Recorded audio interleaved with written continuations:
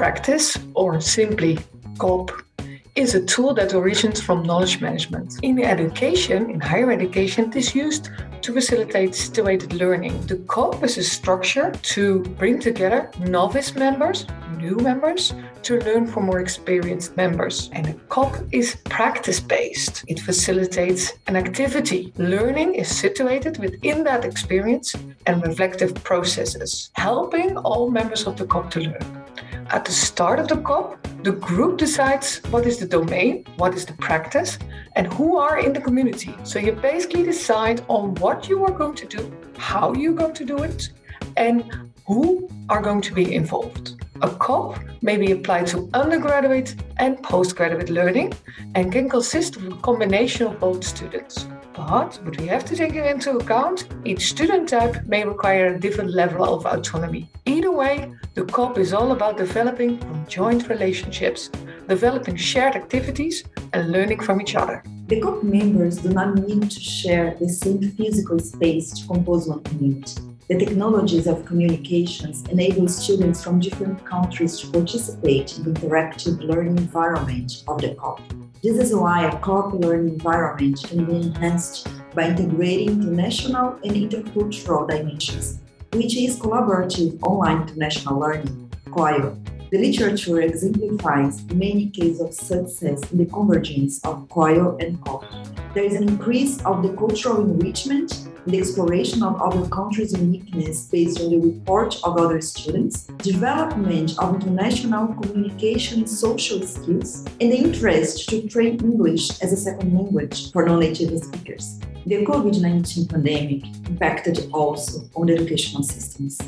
This calamitous scenario came in a time of technological facilitation, which enabled online classrooms as an alternative for teaching, and also new ways for international cooperation at distance. The combination of COP and COIL is executed with these two practices. On the 27th of January 2020, amidst the pandemic, we held our first session of the COP on workplace commitment. We were very exciting to bring together our academic network and our students to work together on these relevant issues in our research field on workplace commitment. The group consisted of a variety of students. So we had bachelor students, master students, PhD students, and our colleagues. We brought them together and we held our meetings via Zoom, and we became members of Slack. Slack functions really well as an online learning platform. This way, we use Slack to share our course documents, messages, and articles to read and share documents between teams. We started then with a number of sessions on discussing what is the status of our field. Where are we at? What are the most recent insights? What are the most interesting research directions? And we invited key speakers active in our research field to present our ideas. Then we created, together with the whole group, a picture of the field, and we used Mural for this. Mural is an interactive drawing software. We even worked together during those presentations, listening to these presentations and interactively mapping the field, and it made it very easy for everybody to join in to sharing ideas and connecting ideas. This is how we together shaped what we wanted to address in this community. What is the domain of the community of practice? This is how we brought together our individual interests as a group. In the earlier days, we would talk about the importance of IQ, intelligence for work performance.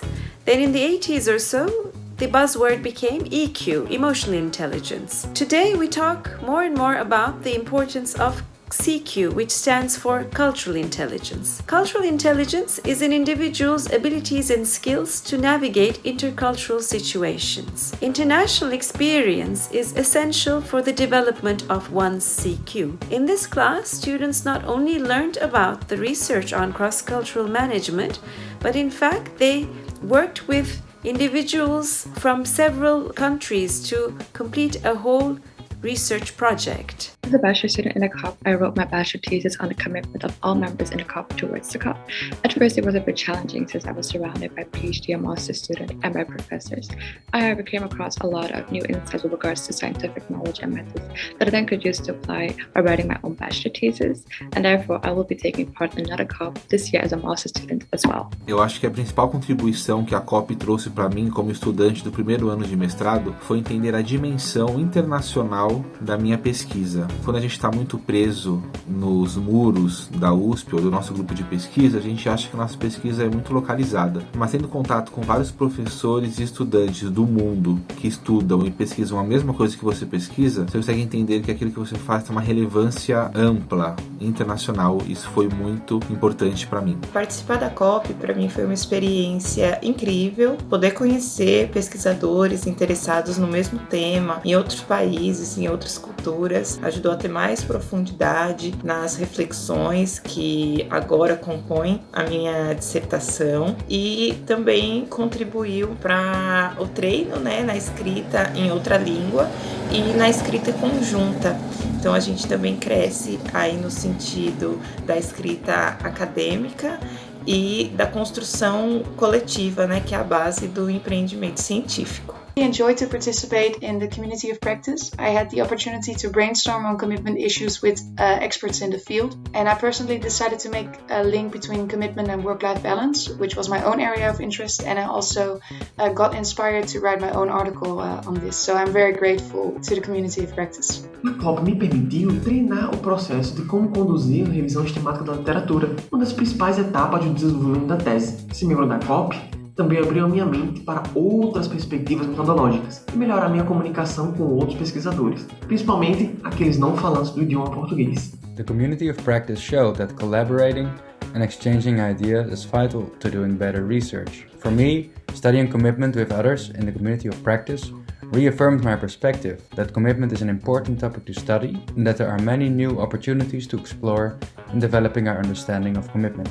A COP me permitiu reforçar meus argumentos sobre a contribuição da minha tese para a literatura de comprometimento e me permitiu trocas com alunos e professores de outras culturas, com outras perspectivas do mesmo fenômeno. Além disso, eu pude exercer minhas habilidades de escrever e falar na língua inglesa, o que pode me trazer contribuições para a internacionalização da minha pesquisa. Neste ano de 2021, com o apoio da PRG via edital de laboratórios de ensino, a CCNTFE está desenvolvendo disciplinas baseadas nas abordagens de comunidade de prática acadêmica, que é o COP, e ensino internacional colaborativo online, que é o COIL. Cada disciplina deverá ser fornecida por docentes da FEA, com ao menos um parceiro ou parceira de outro país. As salas de aula online serão formadas por estudantes do Brasil e de universidades internacionais com as quais nós tenhamos convênio. São 2 tipos de disciplina. A primeira é voltada para o desenvolvimento de uma pesquisa colaborativa, em que estudantes atuarão compreendendo a literatura e metodologia previamente designadas pelos docentes e realizando coleta e análise de dados primários ou análise de dados secundários. A entrega final dos grupos será relatório de pesquisa. A segunda disciplina é voltada para o desenvolvimento de um trabalho de extensão, com impacto na comunidade externa e com foco em uma das ODS ONU selecionadas.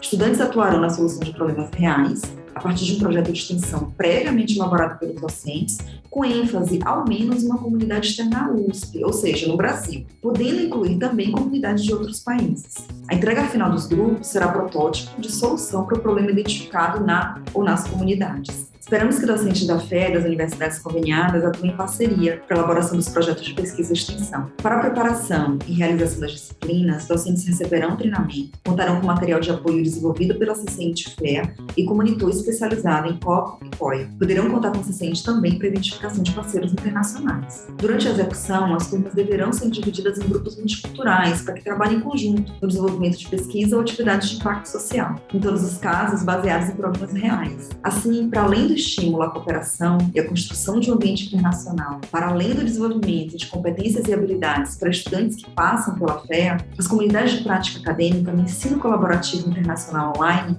serão usadas também para gerar valor para a sociedade. Vejam no link que acompanha este vídeo maiores informações sobre as disciplinas, detalhe e prazos para submissão. Agradecemos desde já seu interesse em contribuir para a maior internacionalização e impacto das atividades de graduação, pesquisa e extensão da FEA USP.